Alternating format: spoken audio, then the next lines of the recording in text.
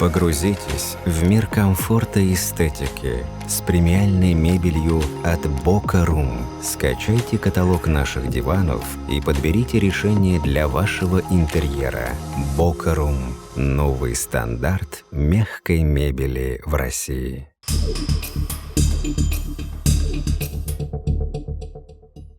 Друзья, здравствуйте.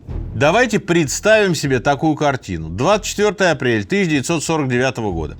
На вокзал города Рима прибывает 47-летний мужчина. Одет он скромно.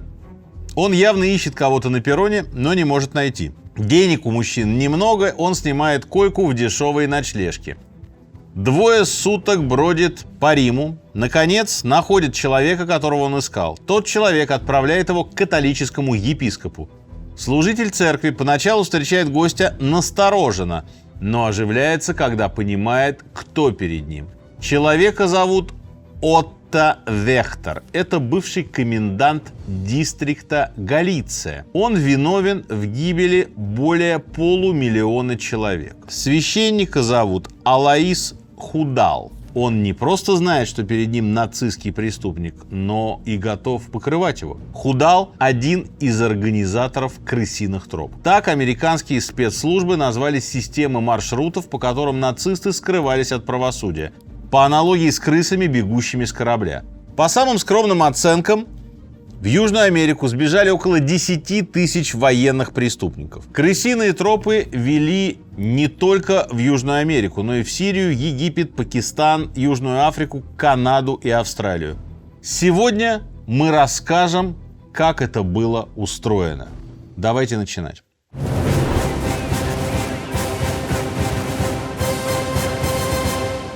8 мая 1945 года до подписания акта о капитуляции остаются буквально считанные часы. Бои еще идут, Черчилль уже объявил о конце войны в Европе, советские войска наступают, проходят на разных участках фронта от 17 до 75 километров. В австрийский город Клагенфурт заходят британцы. Они успевают опередить югославские войска на несколько часов. Находящиеся здесь немецкие части сдаются. Среди немецких военных Отто Вехтер. Он звонит жене и приказывает уничтожить бумаги, компромат на него. 9 мая Вехтер направляется навстречу украинской дивизии и оказывается в американской зоне оккупации. 10 мая Вехтера видят в последний раз. Что было дальше? Он ушел из австрийской коммуны Тамсвик в сторону Альп. На одном месте он не ночует больше 3-4 дней. Ночует в пастушьих хижинах, ворует баранину, которую зарывает в снег, буквально как в холодильник. Сослуживец его отца достает ему новые документы на имя погибшего немца, тоже Отто. Позже Вехтер с помощью друзей еще раз поменяет документы, на этот раз его имя Альфреда Рейнхард. Фамилия его, настоящая его фамилия, уже появляется в газетах. Он обвинен в геноциде и преступлениях против человечества. Он разыскивается как военный преступник. В свое время он участвовал в подготовке убийства австрийского канцлера Дольфуса. Вехтер – группенфюрер СС. Он буквально сидел за одним столом с Гитлером. С 1939 года губернатор Кракова, один из организаторов еврейских гетто. С 1942 по 1944 руководит дистриктом Галиция, создает дивизию СС «Галичина». В Галичину украинские националисты вступают добровольно. Немцы пишут буквально, что от них нет отбоя. При этом сами немцы ведут себя с ними высокомерно, отмечают их пьянство и поручают самую жуткую работу. Каратели на фронте себя не проявляют, зато зверствуют в тылу. Например, устраивают печально известную Волынскую резню. Своеобразными методами дивизия борется и с югославскими партизанами. Вехтера также обвиняют в массовых убийствах. За время его службы в Галиции и городе Лемберге, так немцы называли Львов, в лагерях было убито более 500 000 человек. Его разыскивают Штаты, Британия, еврейские и советские спецслужбы.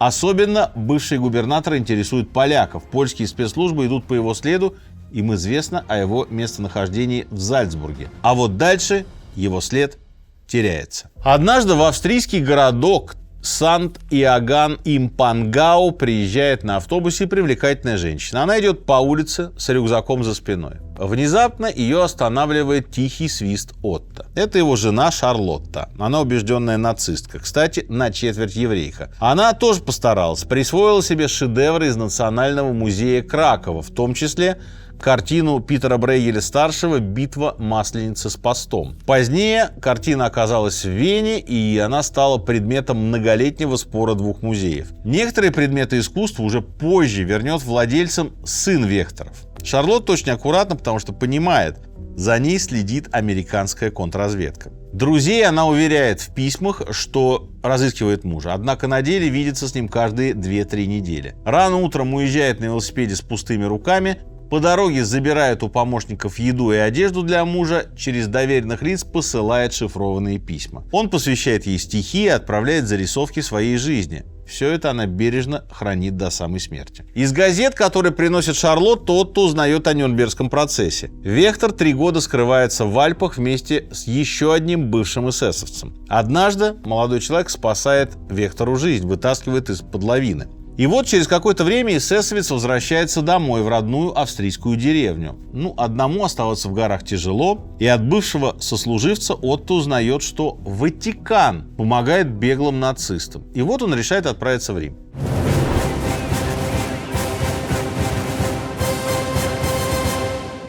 Почти уверен, что у каждого в кошельке сегодня есть несколько разных карт. Одна с кэшбэком, другая с выгодным обслуживанием, третья с интересным дизайном. И если так, у меня для вас отличная новость. Все эти преимущества есть в новой светящейся карте Black. Black – это дебетовая карта с кэшбэком рублями за все. Карта Т-банка – одного из самых технологичных банков России, которому доверяет более 50 миллионов клиентов по всей стране. С ней не придется платить за обслуживание, если на карте, вкладах и накопительных счетах есть хотя бы 50 тысяч рублей. По карте Black вы сможете получать кэшбэк рублями до 30% за покупки у партнеров банка по спецпредложениям и до 15% в категориях, которые можно выбирать и менять каждый месяц. А с подпиской Pro получать 11% годовых по накопительному счету. И, конечно, оформить светящуюся карту стоит из-за ее классного дизайна. Она светится каждый раз, когда прикладываешь ее к терминалу. Оформление займет буквально пару минут, а представитель банка бесплатно привезет карту вам домой или на работу. Переходите по ссылке в описании или сканируйте этот QR-код, чтобы оформить светящуюся дебетовую карту Black от Т-банка с кэшбэком рублями за все. Ссылка уже ждет вас в описании.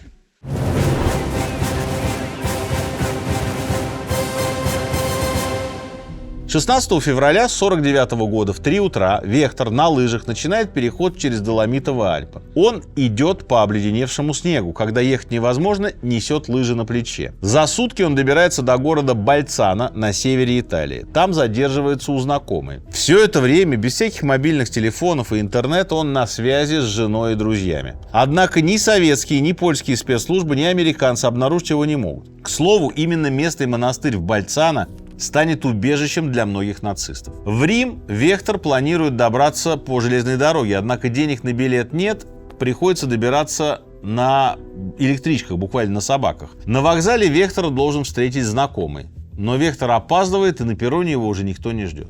И вот, кое-как, через 2 дня он выходит на Связного, обойдя почти весь центр Рима. Бывшие сослуживцы знакомят беглеца с немецкой общиной. А там Вехтеру дают адрес католического епископа Худала, который может помочь беглецу. Благодаря священнику Вехтер переезжает в старинный монастырь на Винья-Пия, в монашескую келью на верхнем этаже. Он так осваивается, что в своих письмах жене буквально начинает жаловаться, что мы так едим однообразно, и вообще келья тесная. Живем буквально как в тюрьме. Кофе жидкий, паста одна и та же каждый день, а красное вино только вечером. По утрам Вехтер делает зарядку на крыше, в жару купается в Тибре. С помощью все той же немецкой общины в Риме Вехтер вступает в переписку со своим сослуживцем, который свалил в Сирию. Сослуживец этот Вальтер Рауф, штандартенфюрер СС. Он жил в той же келье, где сейчас живет Вехтер. Рауф наставляет Вехтера, как устроиться в Риме, советует пойти работать и отговаривает ехать в Дамаск, слишком опасно. А Вехтер тем временем озабочен планом отъезда в Южную Америку. Слухи о том, как достать новые документы, ходят разные. Говорят, что временные паспорта для беженцев выдает Красный Крест. Некоторые советуют обращаться за паспортом напрямую в Ватикан. 9 июля 1949 года в больницу Святого Духа в Риме поступает пациент. У мужчины сильный жар, врачи диагностируют острую печеночную недостаточность. Это Вехтор. Скорее всего, он заболел, когда купался в Тибре. Его, правда, предупреждали, что вообще в реку сбрасывают отходы. И вот официальное заключение. Острая злокачественная желтуха. Вехтор умирает 13 июля на руках епископа Худала. Сначала его похоронят в Риме, но вдова тайно перезахоронит его в Австрии. Его тело даже будет разыскивать Интерпол. Но о смерти Вехтора, тем не менее, быстро становится известно. Газеты, конечно, печатают всякую чепуху, а вперемешку с правдой пойдут слухи, что на самом деле Вехтор не умер. А родственники же верят в конспирологическую теорию, что Вехтора отравили и даже называют имя убийцы. По их мнению, это бывший майор службы безопасности рейхсфюрера Карл Хас. Он отправил больше 1000 итальянских евреев в Освенцим. Участвовал в массовой казни в Ардиатинских пещерах, когда в ответ на диверсию на улицах Рима нацисты схватили 335 человек и расстреляли в пещерах. Я рассказывал вам об этой истории в выпуске про Вторую мировую войну. Чтобы скрыть преступление, пещеры взорвали. После войны Хас работает сразу на несколько разведок. А родственники Вехтора уверены, что Хас пытался его завербовать и предложил шпионить в пользу Советского Союза, но Вехтор отказался. На похоронах Вехтора Хас якобы шутит, что он и есть отравитель. Поздние исследования показывают, что это не так. Вехтор действительно умер от болотной лихорадки. Видимо, заразился ей, купаясь в грязном Тибре. К тому же американцы знали о передвижениях Вехтора в Риме и не предприняли никаких попыток ни ликвидировать, ни арестовать, ни вербовать его.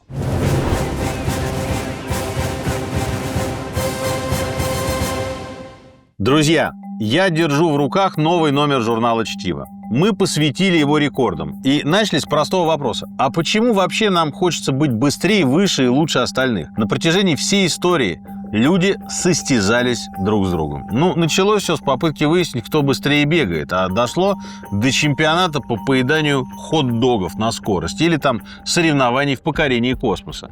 Компании стараются продать больше, чем конкуренты. Блогеры бьются за количество подписчиков. Музыканты хвастают местами в хит-парадах. Писатели тиражами. Рекорды бывают очень разными. И мы постарались не обойти вниманием ни одну из этих областей. На обложке номера, пожалуй, главный рекордсмен этого года Александр Овечкин. Он стал лучшим снайпером в истории НХЛ в регулярных чемпионатах. Мы посвятили ему большой материал с комментариями тех, кто встречался ему на профессиональном пути. От Вячеслава Фетисова до Владислава Третьяка, который написал нам колонн. Еще я записал большое интервью с Александром Бубликом. Мы поговорили о том, как простой парень из Гатчины смог стать одним из самых заметных теннисистов мира. Глобально этот номер – разговор о том, как рекорды двигают вперед экономику, культуру и общество в целом. И о том вообще, на что люди готовы ради того, чтобы вписать свое имя в историю. Номер доступен для предзаказа по ссылке в описании.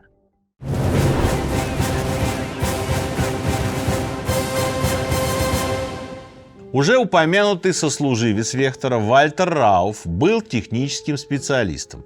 В рамках печально известной программы по очищению арийской расы он спроектировал печально известные мобильные газовые фургоны для массовых убийств инвалидов и евреев. Душегубки, проще говоря. Их маскировали под машины Красного Креста и использовали до того, как были достроены лагеря смерти. Жертв помещали в герметичную кабину, куда далее направляли выхлопные газы. В официальных немецких документах Рауф и его подчиненные называли людей не иначе как груз. Чтобы груз не сильно давил на двери или не сильно шумел из-за страха темноты, там включали свет. Пока автомобиль добирался до места захоронения, жертвы уже погибали. И вот в фургоны в эти помещалось от 25 до 60 человек.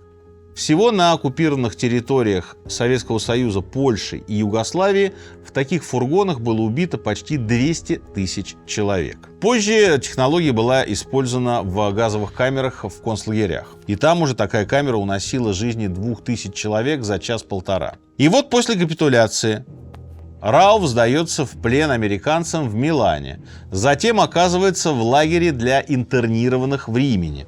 Ему помогают бежать. Помогает бежать ему настоятельница францисканского монастыря. Сначала он скрывается в Неаполе, потом в Риме, где прячется 18 месяцев благодаря все тому же епископу Худалу. Он даже работает преподавателем французского языка и математики, все в том же приюте Винья-Пия. Католическая церковь поможет семье Рауфа бежать из советской зоны оккупации в Германии. В 1948-м Рауф завербован сирийской разведкой и отправлен в Дамаск. Однако после падения президента Хусни Аззайма Рауф бежит через Ливан, оказывается снова в Италии, а уже оттуда перебирается в Эквадор. А из Эквадора через 9 лет в Чили. Какое-то время он даже работает на Моссад. Для полной картины хочется сказать, что сначала он еще становится советником Сальвадора Альенде, а когда Альенде убивают, Аугусто Пиночета. Крысиными тропами уходит от правосудия еще один австриец Франц Штангель, бывший следователь по уголовным делам австрийской полиции. В ночь аншлюса Штангель вступает в НСДАП. В 1940 году ему доверяют убивать инвалидов и душевнобольных. В марте 1942 года он уже руководит созданием концлагеря Собибор. А в сентябре назначен комендантом другого концлагеря Треблинки. В концлагерь свозят евреев. Причем многие покупают билеты за свой счет, рассчитывая осесть на новом месте. Пассажирам приказывают выйти из товарных вагонов якобы для отдыха и санитарной обработки в душевых. На самом деле станция конечная. Люди заходят в душевые, и там их травят угарным газом. Еще один способ убийства – выкачивать воздух из камер. Установка таких камер как раз дело Штангля. На совести Штангля смерть почти 1 миллиона человек. О своем пребывании в Треблинге оставил воспоминания один из выживших. Еврей из Богемии Рихард Глацер. Он вспоминал, что видел Штангля на песчаном валу. Комендант медленно прогуливался и наблюдал за происходящим. Оттуда он осматривал свои владения. Он смотрел вниз на ту сторону, откуда поднимался дым, создававший для него величественный фон. Штангель отличался от других офицеров. Сохранились фото, где он в белоснежной форме. На его руках всегда светлые перчатки. С собой он носил не тяжелый кнут, а небольшой хлыст для верховой езды. По воспоминаниям узников, Штангель намеренно держал дистанцию с заключенными. Сам комендант никого не избивал и не расстреливал. Однако он подписывал документы на ликвидацию. В какой-то момент заключенные в концлагере Треблинка подняли восстание.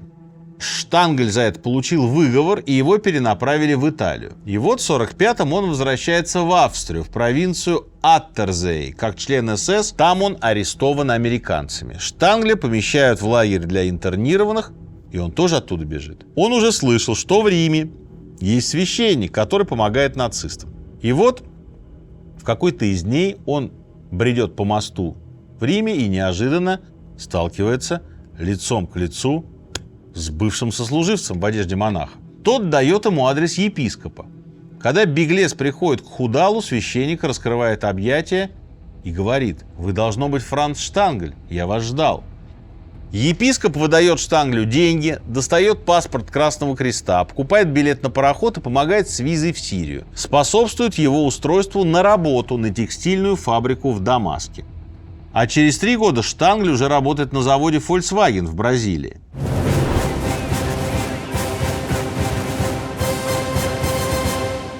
Худал помогает и заместителю коменданта Собибора Вагнеру, и организатору Холокоста Эйхману, и заместителю Эйхмана Алоизу Брунеру. Почему он это делает? Может, они были какими-то ярыми католиками или ценными кадрами? Густав Вагнер хвастался, что не садился обедать, не убив кого-нибудь, а о его зверствах оставлено огромное количество свидетельств. И вот после войны он какое-то время скрывается в Граце под псевдонимом. В 50-м Худал помогает палачу с документами, и Вагнер отплывает в Бразилию. Он не консультирует спецслужбы, не работает над созданием новейшего оружия, не противостоит коммунизму. Он женится на богатой вдове, но после ее смерти остается без гроша и буквально бомжует. Эйхман попадает в плен к американцам. Татуировка выдает в нем члена СС, но он представляется чужим именем и в конце концов бежит из лагеря. Его укрывает священник Йохан Карадини.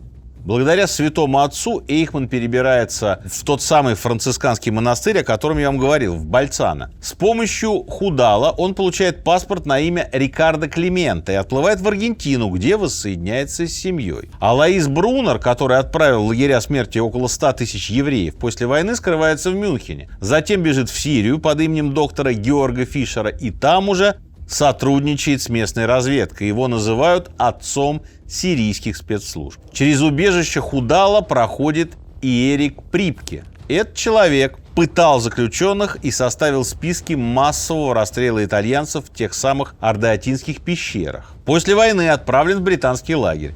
20 месяцев он там сидит и потом спокойно выходит за ворота и какое-то время живет с семьей в Италии. От местного католического священника он узнает о крысиной тропе и едет в Рим. И там все тот же Худал помогает ему с паспортом Красного Креста на имя латыша Отто Папи. И там же ему ставят туристическую визу в Аргентину. Для ее получения даже обратный билет не нужен. Припке с семьей садится на пароход в Геную и отправляется за океан. И тут, дорогие друзья, у вас уже, наверное, созрел вопрос. Он буквально в вас клокочет. Что же заставляло этого Худала, католического епископа, помогать этим ублюдкам? Худал, австриец по происхождению, во время Первой мировой служил капелланом, то есть священником в армии. Двигали ли им какие-то реваншистские настроения потом, мы не знаем, но он прославляет Гитлера, это уже в период между двумя войнами, в своей статье «Основы национал-социализма» и предлагает союз нацистов и католической церкви. Он активно поддерживает аншлюз Австрии, пытается организовать голосование коллег-священников в его поддержку, но те не поддерживают. Во время Второй мировой он предоставляет убежище немцам и австрийцам в церкви для германоязычных католиков Санта-Мария-дель-Анима в центре Рима. В 1944 году Папа Римский Пий XII создает комиссию содействия беженцам и назначает Худала главой австрийского отдела. Теперь все немецкие католики под его крылом. Худал выступает за пангерманский национализм. Проще говоря, он антисемит. По мнению епископа, Вторая мировая – это борьба экономических групп, спровоцированная Европой. Поэтому он, по собственному выражению, чувствовал себя обязанным после 1945 года посвятить всю благотворительную работу бывшим национал-социалистам и фашистам, особенно так называемым военным преступникам. Позднее священник напишет: «Не верьте судебным делам Нюрнберга и комиссиям по денацификации. Пройдет немного времени и начнется великий пересмотр немецкой истории последних 30 лет. Потом всплывут документы. Еще в 1938 году Худала завербовала немецкая разведка, чтобы оказывать влияние на Ватикан.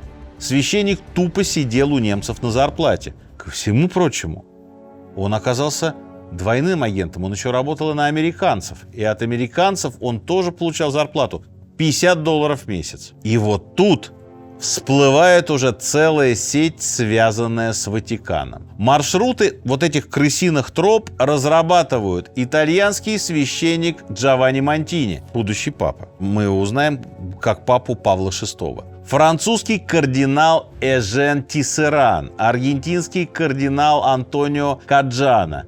Венгерских беженцев курирует отец Йозеф Галов. Он регулярно просит выдавать им паспорта, ведь у него личные контакты в Красном Кресте.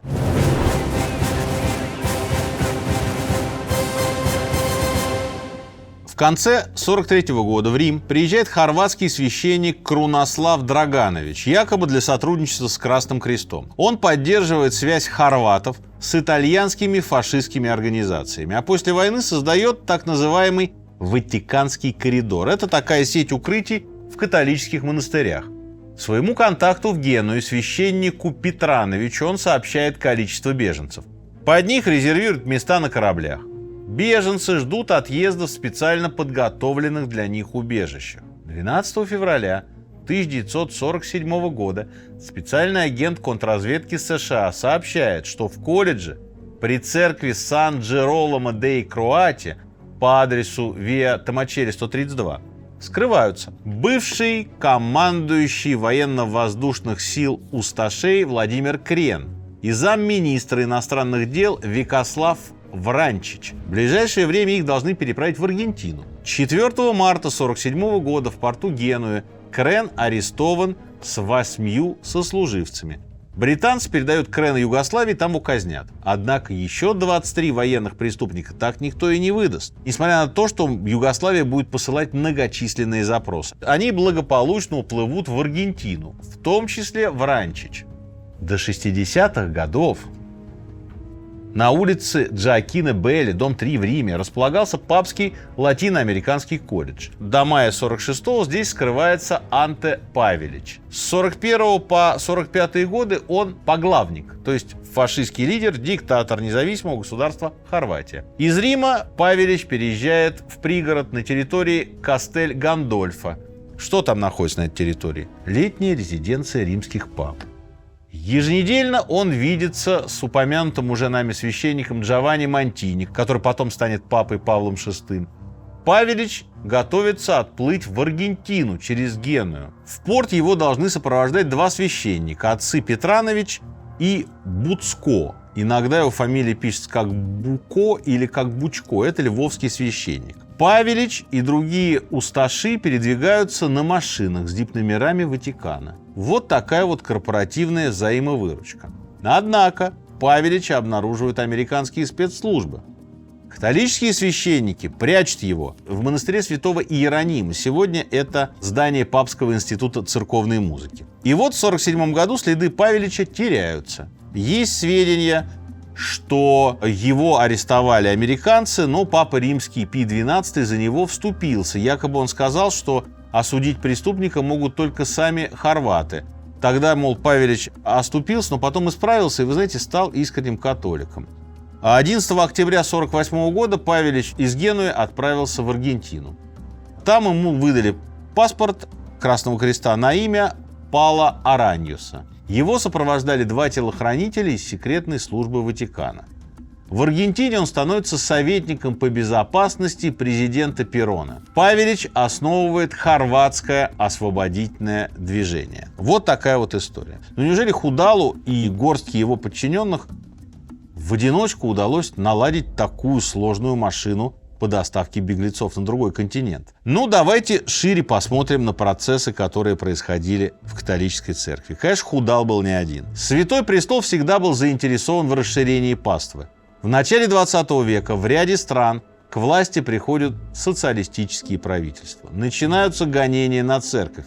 Влияние православной церкви очень ослабевает. После начала Второй мировой Ватикан видит в этом шанс. Давайте распространим наше влияние на Балканы. Например, обратим в католичество жителей Балкан, которые относились к пастве сербской православной церкви. Согласно опросам, накануне войны 95% немцев исповедуют христианство, в основном протестанты. Большая часть лютеране, есть и кальвинисты. Около трети католики. При этом в 20 веке влияние христианской церкви в Европе не крепнет, слабеет, очевидно. Хотя и Гитлер, и Гиммлер росли в католических семьях. Зато теперь их идеология буквально языческая. В моде оккультизм. Для женщин Германии они негласно придерживаются известного лозунга времен кайзера Вильгельма «Kinder Küchen Kirche», то есть «дети, кухня, церковь». Но сами с удовольствием в эти языческие обряды, руны, оккультизм, все это вы видели в выпуске про Анненербе. В 1933 году папа Пий XI заключает договор с режимом Гитлера. По нему церковь обещает в политику не лезть, но церковь на таком высоком уровне всегда политика. Церковь же тоже влияет на умы, за которые политики борются.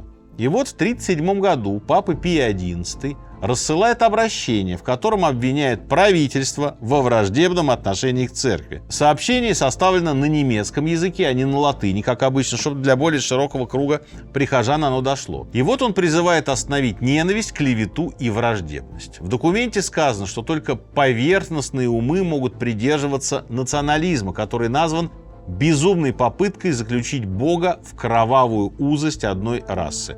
Гитлер пришел в ярость. Начались репрессии против священников. Один из составителей этого письма – кардинал Эудженио Пачелли. Его версия текста была, правда, более осторожная. И вот в 1939 году он избран новым папой. Получает имя Пия XII. Во время Второй мировой войны папа предпочитает быть нейтральным. Конечно же, Святой Престол борется с уничтожением католических священников и монахинь на оккупированных польских территориях. Некоторые мученики причислены к лику святых. Естественно, папа пишет обращение, осуждающее уничтожение евреев, и даже просит священников по возможности их укрывать. Фашисты планируют истребить, например, всех евреев Рима и ходят по домам со списками. Папа Римский посылает своего кардинала, государственного секретаря, встретиться с послом Германии в Ватикане. Диалог примерно следующий. Кардинал спрашивает: вам действительно это нужно? Вы можете что-то с этим сделать? Посол говорит: приказ-то отдан Гитлером, и что я буду делать с этим приказом? Я вынужден его исполнять. Святому престолу удается спасти 250 евреев. Остальных отправляют в концлагеря на верную смерть. Ватикан сотрудничает и с разведкой союзников, и предупреждает о вторжении немцев в Нидерланды в 1940 году. Однако, несмотря на противодействие Гитлеру, Пий XII все равно называют немецким папой. Еще в бытность папским нунцием в Баварии он себе позволял антисемитские высказывания, сказал, что во всех революциях евреи виноваты, а часть высшего католического духовенства вообще открыто поддерживает Гитлера. Из документов известно, что у папы Пия XII и Гитлера есть прямой посредник.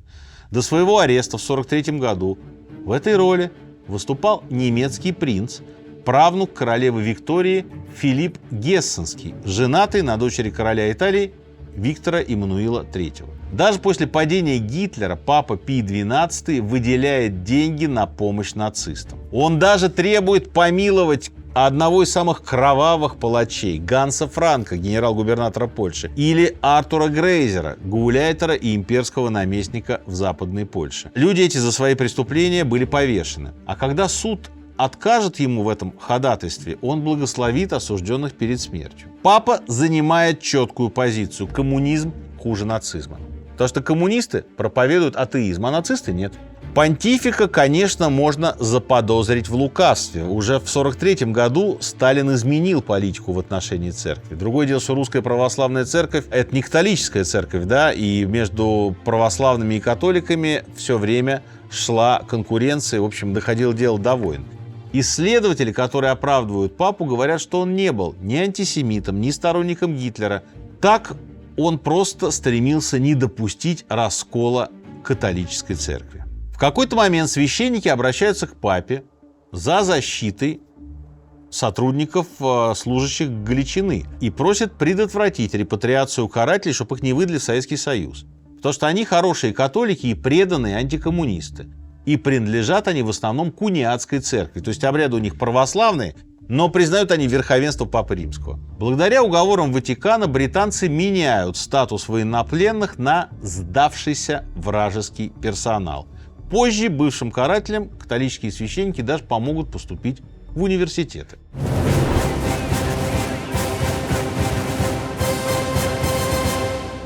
В 1984 году Нью-Йорк Таймс публикует секретный доклад Госдепартамента 1947 года выпуска. В нем прямо говорится, что Ватикан – крупнейшая организация, вовлеченная в нелегальные перемещения иммигрантов, включая нацистов.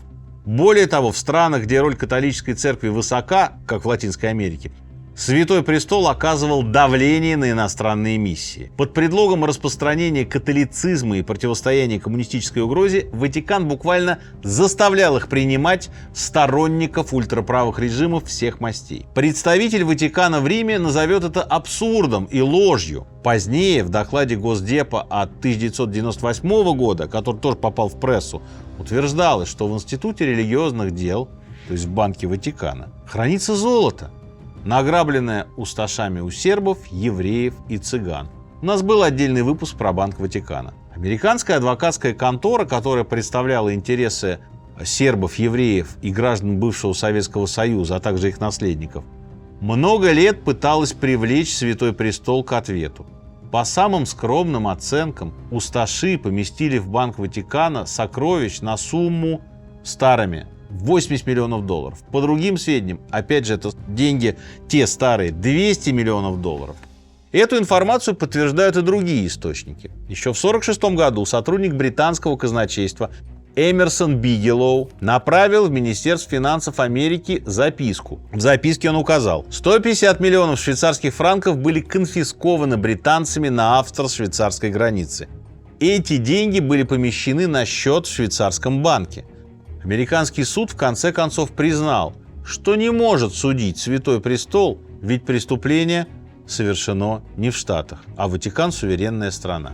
Из-за связи с нацистами была даже отложена традиционная процедура признания Павла Пия XII святым. Ну, то есть, вот борьба за паству, расширение влияния католической церкви, борьба с коммунизмом – это все такие громкие слова, и все равно это лицемерие, в моем понимании, когда речь идет о том, что с помощью этих слов прикрывались побеги нацистских преступников. Но мы же понимаем, что внутри всегда экономика есть, и вот эти огромные деньжищи, которые Ватикан за эти крысиные тропы получал, это тоже важный камень, а может и вообще суть процесса всех этих крысиных троп, потому что бесплатно, конечно, такие вещи никто делать не будет. Нельзя сказать, что церковь вот так просто легко прошла эту скандальную историю. Например, из-за дела Вехтера и из-за давления прессы епископ Худал сначала начнет нападать на коммунистов в газетах, потом все же подаст в отставку и напишет мемуары. Там он, значит, будет писать следующее. «Я благодарю Бога, что Он позволил мне навестить и утешить многих жертв в их тюрьмах и концлагерях и помочь им бежать с фальшивыми документами». Видимо, имеется в виду охранники концлагерей, да, потому что как бы остальных-то уже удушили в газовых камерах. А вот Красный Крест, например, от нацистов открещивается. Он говорит, что, знаете, ребят, такая фигня случилась. После войны сотрудников не хватало. Не всегда мы могли проверить в послевоенном хаосе, кто перед нами. Когда человек приходит без документов, даже если он называет свое настоящее имя, как же понять, что он военный преступник? Да никак же не понять. Однако есть свидетельство, что документы нацисты покупали за деньги. Сохранилась переписка между отделениями Красного Креста в Генуе, Женеве и Риме.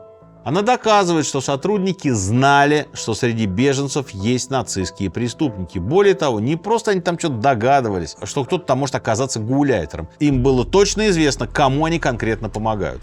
И тут возникает вопрос. А кто же оплачивал за всю эту помощь-то? Ведь после войны, мы же знаем это из многих наших уроков истории, Германия разорена, она платит репарации. Еще до начала Второй мировой нацисты заблокировали евреям счета, запретили вести торговлю, ввели против них ряд ограничений, выдавая буквально небольшие суммы на пропитание. И вот евреи стали открывать в Швейцарии счета под чужими именами. Бежав от преследования, они запрашивали свои ценности. Нацисты, конечно, об этих схемах со временем узнали и даже попытались использовать эти механизмы. Сами немцы тоже пользовались швейцарскими банками. Известно, что они переплавляли в золотые слитки коронки, которые снимали с зубов убитых ими людей в концлагерях. Слитки эти размещались в хранилищах. После войны эти счета оказались спящими. То есть затребовать их не могли ни родственники жертв, чьи документы были утеряны, ни нацисты, за которыми охотились все разведки мира. Это так гласит швейцарская легенда, что есть горы невостребованных золотых слитков в гномьих погребах в швейцарских пещерах. Но мы же понимаем, что некоторые могли воспользоваться своими счетами, ведь часть счетов заморозили не сразу. Информация о количестве денег, которая хранилась в Швейцарии, до сих пор государственная тайна. В разное время под давлением общественности банки говорили то ли о 1000, то ли о 3000 счетов. В общем, по некоторым данным, копейки там, конечно, лежат, в кавычках, я ерничаю, 30 миллиардов долларов. Всемирный еврейский конгресс подавал иски против 3 швейцарских банков: Credit Suisse, швейцарской банковской корпорации и UBS. В конце концов, в 90-е Швейцария выплатила компенсацию жертвам Холокоста. 1 миллиард 250 миллионов долларов. Вы можете себе понять, что это такое? Это же деньги не от сердца оторвали. Ну типа, да, нам же надо что-то заплатить-то, да, проиграли мы по суду. То есть мы же с вами понимаем, что если они ярд заплатили в качестве штрафа, сколько же у них там еще лежит? Несколько лет назад очередное расследование американского конгресса показало, что швейцарский банк Credit Suisse намеренно занижал количество счетов и не давал проверить их независимым расследователям. Более того, до 2020 года банк продолжал вести счета нацистов, бежавших в Аргентину. Конечно, банк обвинения отверг. Схема транзакций после войны до сих пор не ясна. Предполагается, что были созданы фонды для отмывания денег. Но вот что точно известно, была опубликована информация о сделках с золотом между Швейцарией и Германией прямо во время войны. Известно, что в нейтральной Аргентине во время войны в Буэнос-Айресе работали филиалы банков Третьего Рейха. В 1974 году на экраны выходит фильм «Досье Одесса» по одноименному роману Джона Форсайта. Это с названием города никак не известно, это аббревиатура, которая означает «Организация бывших членов СС». Главный герой этого романа выслеживает и убивает нацистского военного преступника Эдварда Рошмана. Рошман – реальная фигура. После проката картины Рошман получает прозвище «Рижский мясник». Действительно, Рошман был комендантом рижского гетто. Он виновен в гибели десятков тысяч евреев. После войны Рошман скрывается где-то там в Южной Америке. Консультант книги и фильма Симон Визенталь надеется, что благодаря огласке преступника отыщут. Его действительно обнаружат, но поймать его так и не удастся. Правда, говорят, после выхода фильма Рошман умер от инфаркта.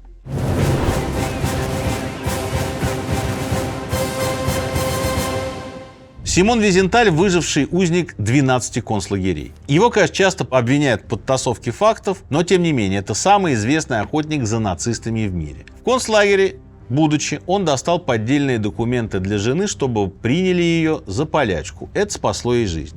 Визенталь создаст организацию, которая будет много лет искать беглых нацистов. Он был не единственный, кто верил в существование организации Одесса. Сын бывшего эсэсовца Ганс Ульрих фон Кранц родился в Аргентине. И вот всю жизнь свою он занимался вопросом крысиных троп.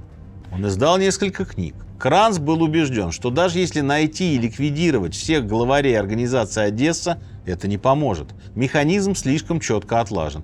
И хотя книги его, это, конечно, скорее беллетристика, доля правды в его словах есть. Цитата. «Если где-нибудь на земле произойдет всплеск национализма, можно не сомневаться, наследники Гитлера будут тут как тут и помогут основать новый Четвертый Рейх, еще более опасный, чем Третий». Создание организаций «Одесса» и «Паук» приписывают знаменитому диверсанту Отто Скорцени, любимому диверсанту Гитлера. И это он готовил покушение на Рузвельта, Черчилля и Сталина в Тегеране. Он выкрал Муссолини из-под ареста.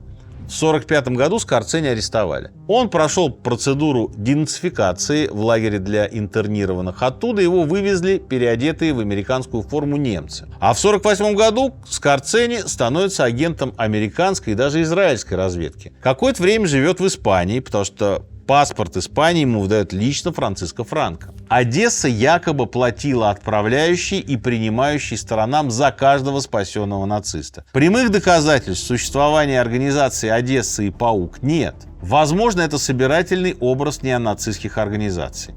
Но они ведь действительно существуют, как подпольные, так и вполне открытые. Одну из таких открытых организовала Гудрун Бурвиц, дочь Генриха Гиммлера. Она всю жизнь рассказывала, какой милый был папка-то ее. И дядька Адольф Гитлер тоже милый человек был. Как система работала? Ну, мы уже с вами более-менее понимаем, что деньги перемещались из Германии в Швейцарию. В Швейцарии они либо оставались, либо часть из них перемещалась в филиалы немецких банков в Аргентине. Маршрут. При поддержке президента Хуана Перона в Италии создается делегация аргентинской иммиграции в Европе. В Риме рассматриваются прошения, в Генуе кандидаты проходят медицинское обследование, и все это, конечно, формальность. Все необходимые документы штампуют. Красный Крест выдает паспорта для выезда на ту фамилию, которую называет проситель. Аргентина, точнее посольство Аргентины, выдает туристические визы. Ватикан снабжает беглецов деньгами. Когда настает время отплывать, на корабль часто поднимаются монахи и священники. К сведению, билет стоит примерно $300. По нынешнему потребительскому курсу это почти $3000. Дальше на борту беглецы переодеваются в штатское, и на глазах у изумленных еврейских иммигрантов под ручку с женами и детьми сходит на берег в латиноамериканском порту. В апреле 2025 года, буквально позавчера, правительство Аргентины рассекретило 1850 документов о деятельности нацистов. Среди них газетные статьи, секретные указы и отчеты о побеге нацистских преступников, в частности, о предполагаемом исчезновении Мартина Бормана. Но Борман все-таки погиб. В 1972 году его останки были таки обнаружены в Германии. А в 1998 году экспертиза ДНК подтвердила, что это Борман. Но в 60-е это всерьез обсуждал, что он взял золото партии и свалил в Латинскую Америку. Его разыскивали, так и не нашли. Но других нацистских преступников, некоторых из них, нашли. Но суду не предали, а кого-то и даже вовсе не искали. И это тоже есть в рассекреченных документах. Например, такая история. 20 июня 1949 года в Буэнос-Айрес приходит корабль Nord Queen. На берег сходит Грегор Хельмут, уроженец итальянского региона Тренто. При нем паспорт, выданный Красным Крестом международным. Его сопровождают два итальянца, отвозят его в гостиницу 3 класса, потом устраивают на работу плотником. И только спустя 10 лет, в 1959-м, в газете «Джерузалем Пост» выйдет статья с заголовком «Монстр Освенцима обнаружен в аргентинском логове». Это печально известный ангел смерти Йозеф Менгеле. Он проводил массовую стерилизацию, инфицировал заключенных смертельными вирусами, ну и так далее. На его совести огромное количество зверств. Подробнее мы рассказывали о нем в отдельном выпуске. После войны с помощью крысиных троп Менгеле оказывается в Аргентине, потом в Парагвае, а заканчивает свои дни в Бразилии. Его могилу найдут только через 6 лет после смерти. Родные не захотят перезахоранивать его в Германии. По иронии, останки Менгеле передадут для изучения в Институт судебной медицины в Сан-Паулу. То есть человек, который ставил медицинские эксперименты, сам стал медицинским экспериментом. В Аргентине же находит убежище и Йохан фон Леерс, профессор, который работал с Геббельсом и поддерживал расовую теорию. Или, например, Вальтер Кучман, сотрудник гестапо. Доказано, что он виновен в уничтожении 1500 польских евреев во Львове. Как получилось, что сразу несколько стран Латинской Америки предложили убежище ангелу смерти и ему подобным ублюдкам? Ведь прежде чем военные преступники доберутся до Латинской Америки, им нужно где-то скрываться, получать поддельные документы, визы, деньги раздобыть на билет, ну и так далее. Ведь не у всех был богатый папочка, как, например, у Менгеле. А предыстория вот какая. Немцы селились в Южной Америке с 19 века. Были целые районы, где говорили на немецком и, конечно, сочувствовали идеологии национал-социализма. Например, поселение Барелочи. Посмотрите, как это выглядит. Это просто, ее называют еще иногда аргентинской Швейцарией. Маленький островок Германии, на самом деле. Буквально альпийские пейзажи и вывески на немецком. Много иммигрантов из Италии. Все они поддерживали контакты с родиной. Многие буквально открыто сочувствовали фашистам. Накануне Второй мировой и Гитлер, и Муссолини активно вели пропаганду в странах Латинской Америки. Они стремились укрепить политическое и экономическое влияние на регион. В мае 2025 года в подвале Верховного суда Аргентины обнаружили 83 коробки с листовками и фотографиями. Все они были отправлены из Германии в целях пропаганды еще в 1941 году. Но по прибытии были конфискованы властями. Те опасались открыто поддерживать нацистов, тем более на дворе самый разгар Второй мировой. Во время войны Аргентина формально была нейтральная, но правительство неофициально поддерживало страны оси. В 1942-м через церковь Аргентина начинает интересоваться католическими иммигрантами из Европы. Властям важно, чтобы они развивали регион. В 1946 году президентом Аргентины становится Хуан Перон.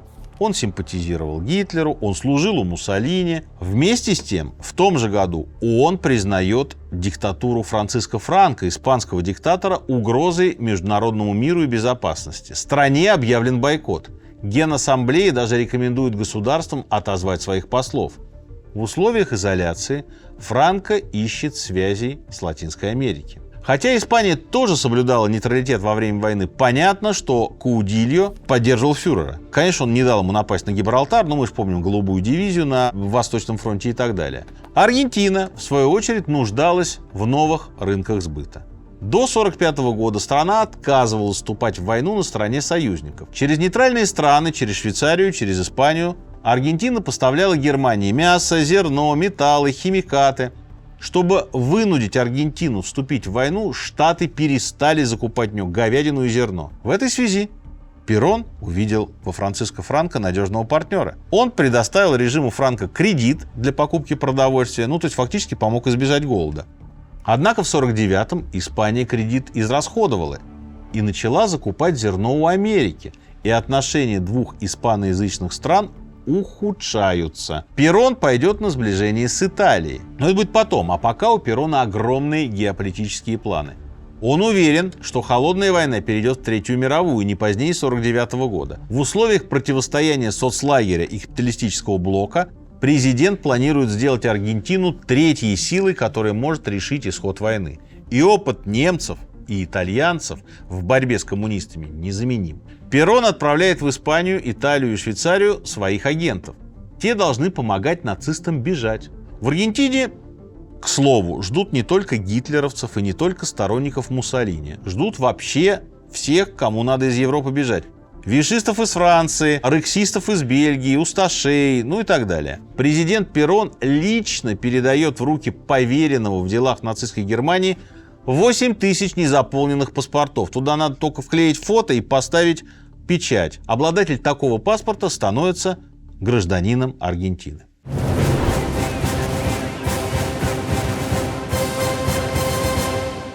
Еще одна героиня – это Эва Перон или Эвита. Вы, возможно, одноименный фильм смотрели, который называется «Эвита», там пела Мадонна. Но Эва Перон действительно важная для Аргентины женщина, жена Перона. Она помогала людям, строила больницы, был фонд Эва Перон, куда граждане жертвовали деньги якобы добровольно. На самом деле не совсем. В фонд шли отчисления от профсоюзов, от лотерей и с каждой первой зарплаты вновь трудоустроенного сотрудника. Оборот фонда около $500 миллионов. В бухгалтерии толком никакой нет. Эту организацию даже называли крупнейшим в истории взяточным фондом, ведь он брал деньги у банкиров, у бизнесменов, и в том числе у бизнесменов немецких. И Эвита носила наряды от Dior, драгоценности от Булгари, от Ван Клифа. Стоимость ее драгоценностей оценивалась в $14 миллионов. Известна фраза Перона: «Единственной драгоценностью, которую я когда-либо подарил моей жене, было обручальное кольцо. Все остальное она приобрела сама». Некоторые немецкие иммигранты уже позже на допросах показывали, что Абвер, немецкая разведка, платила Эвите еще когда она была любовницей полковника Перона. Сохранился даже чек на $10 тысяч, а самому аргентинскому лидеру немцы заплатили $50 тысяч. Как бы там ни было, во время Второй мировой войны Гитлер явно рассчитывал на поддержку политика и его окружения в борьбе с Соединенными Штатами Америки. В Аргентине сильное немецкое лобби. Оно тоже финансирует спасение своих после войны. Необычайное влияние в стране, например, приобретает семья Фрейде.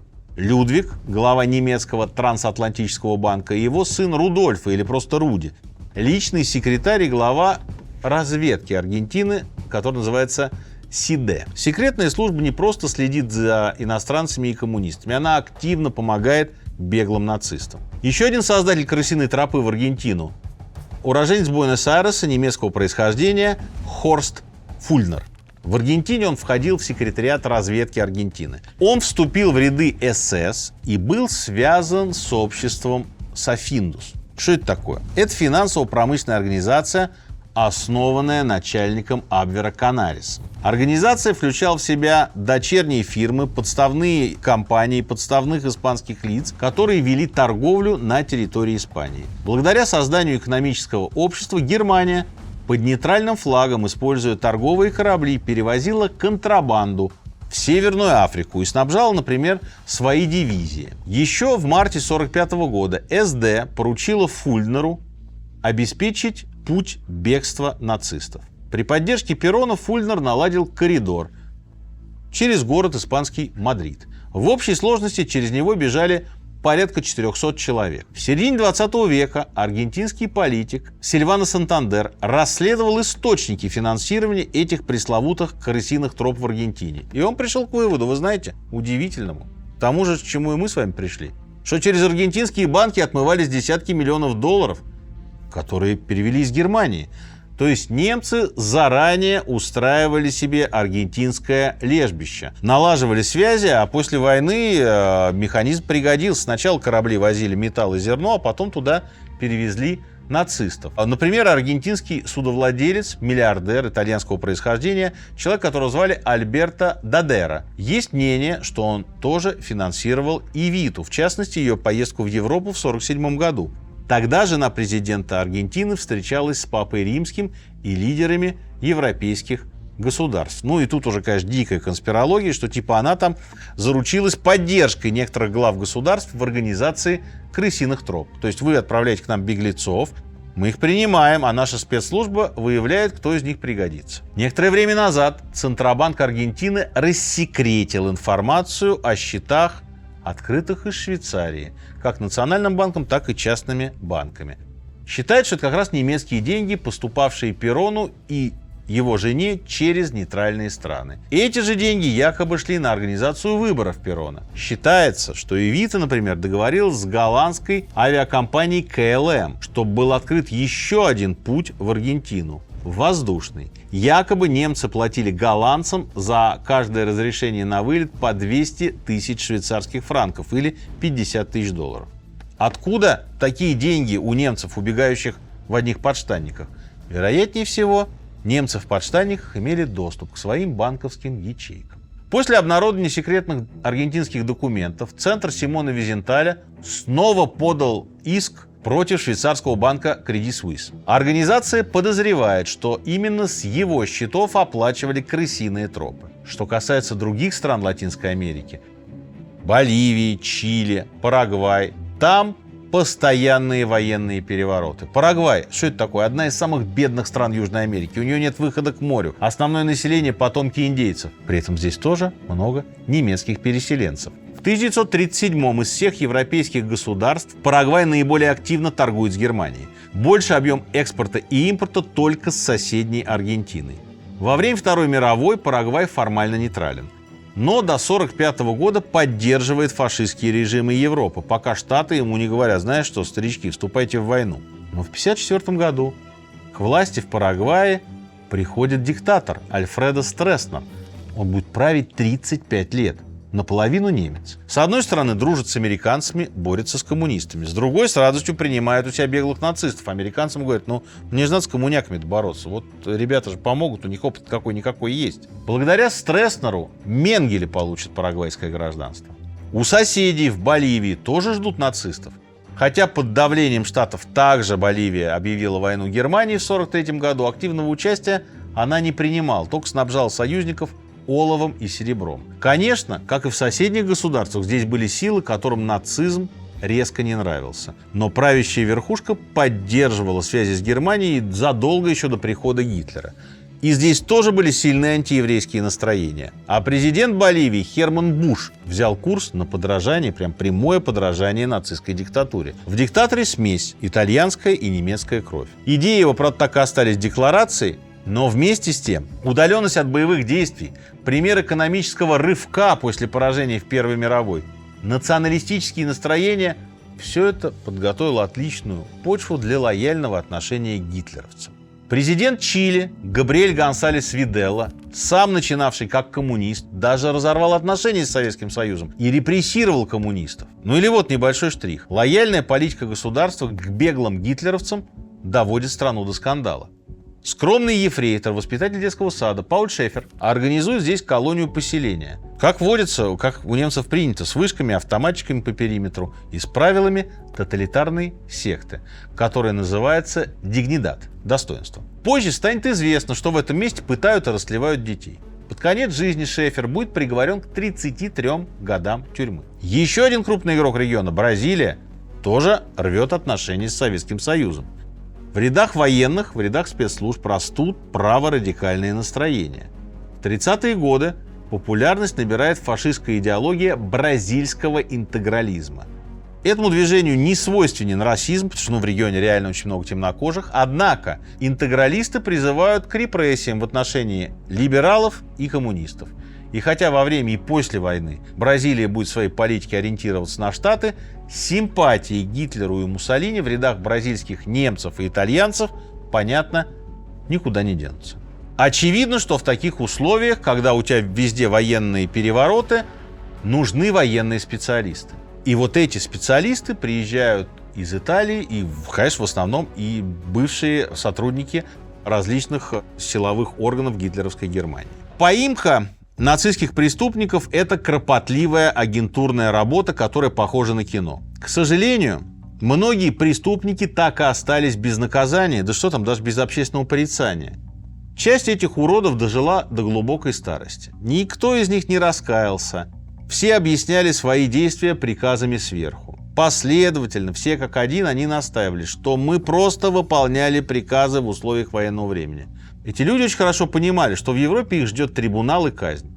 Бежали они в основном в страны с режимами, в которых руководство сочувствовало нацизму. Крысиные тропы – это, как вы уже понимаете, не личная инициатива одного епископа, не разовая помощь сердобольных немцам своим. Это система. И за организацию этой сети платили отличные деньги. При этом у заказчиков сошлись цели – борьба с коммунизмом и привлечение разного рода специалистов. Был доступ к средствам, к счетам как частных лиц, так и организаций. В 2003 году Иоанн Павел II посетил Боснию и Герцеговину и признал вину сынов католической церкви. Однако его просьба вселить в верующих католиков и православных стремление к взаимному прощению вызвала гнев в рядах сербов. В конце концов, усташи закапывали их жен и детей живьем, а некоторые монахи даже участвовали в убийствах.